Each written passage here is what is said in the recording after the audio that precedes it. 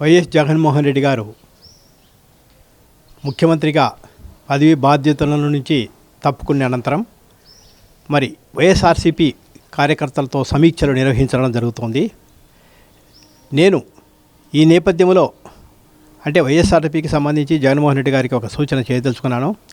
వాస్తవానికి ఇక సమీక్షల పేరుతో జగన్మోహన్ రెడ్డి గారు ప్రసంగించుకోకుండా, ఎందుకంటే గత 5 సంవత్సరాల నుంచి జగన్మోహన్ రెడ్డి గారు చెప్పినటువంటి అవ్వాతాతలకు న్యాయం చేశాను, అక్క చెల్లెలకు న్యాయం చేశాను, కార్యకర్తలకు ఈ విధంగా చేశాను, బటన్ నొక్కి నేను ఈ విధంగా చేశాను, పెన్షన్లు ఇవన్నీ ఆల్రెడీ 5 సంవత్సరాల నుంచి చెప్పిన తర్వాతనే మనము ఓటమి చెంది 151 స్థానాల నుంచి 11 స్థానాలకు మన పార్టీ వైఎస్ఆర్సీపీ ఈ విధంగా మరి డౌన్ కావడం జరిగింది.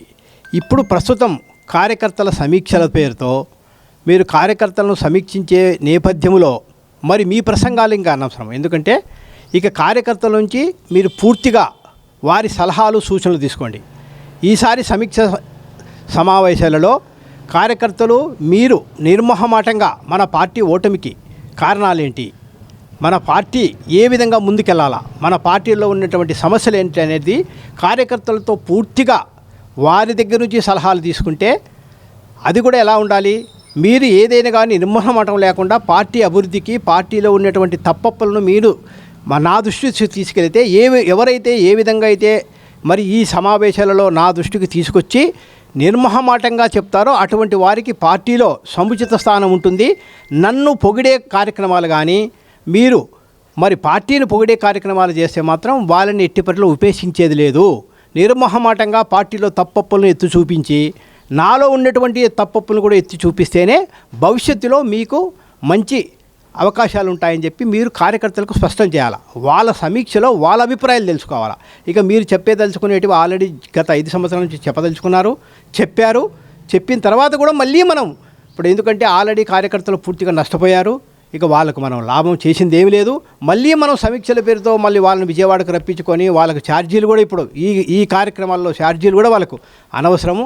ఎందుకంటే పార్టీ అంటే ఎదుటి పార్టీ మీద విమర్శల కంటే కూడా మన పార్టీ ముందు అభివృద్ధి చేయాలి. ఎందుకంటే గతంలో మనం చూసాం, ఏ పార్టీ అయినా కూడా పార్టీ పునర్నిర్మాణమే అవసరం. మనకు పునర్నిర్మాణం లేకోకుండా ఈ 5 సంవత్సరాలు పార్టీ అభివృద్ధికి పాటుపడండి. కానీ సమీక్షల పేరుతో మీ అభిప్రాయాలను వాళ్ళ మీద నెత్తకోకుండా వాళ్ళ అభిప్రాయాలు మీరు తీసుకోవాలని చెప్పేసి నేను జగన్మోహన్ రెడ్డి గారికి ఒక సూచిస్తున్నాను. ఇక మనము మన పార్టీ పునర్నిర్మాణం అంటే వైఎస్ఆర్సీపీ పునర్నిర్మాణం ఎంతో అవసరం కాబట్టి కార్యకర్తలకు, ముఖ్యంగా వైఎస్ఆర్సీపీ కార్యకర్తలకు వాళ్ళ అభిప్రాయం తీసుకుంటూ దయచేసి ఈ ఆహోహో బ్యాచ్లను దూరంగా పెట్టండి. ఎందుకంటే పొగిడేవాడు శత్రువు, విమర్శించేవాడే మనకు మిత్రుడు అనేది మీరు తెలుసుకోండి.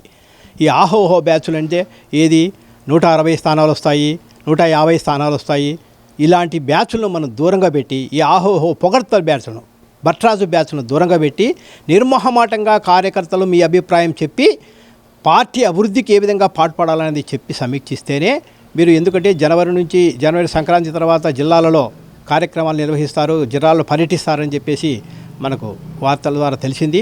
ఈ నేపథ్యంలో దయచేసి నేను తెలియజేసేది ఏమంటే, మీరు ఎప్పటికైనా కానీ కార్యకర్తల అభిప్రాయాలు తీసుకోలే కానీ మీ ప్రసంగాలు ఇంకా ఎక్కువ కాలం లేకుండా, ఎక్కువ అంటే కొనసాగించుకోకుండా అభిప్రాయాలు వైఎస్ఆర్సీపీకి చెందినటువంటి కార్యకర్తల అభిప్రాయాలు పూర్తిగా వాళ్ళకు స్వేచ్ఛనిచ్చి మాట్లాడే అర్హతను వాళ్ళకు ఇవ్వండి అని చెప్పేసి నేను జగన్మోహన్ రెడ్డి గారికి సూచిస్తున్నాను.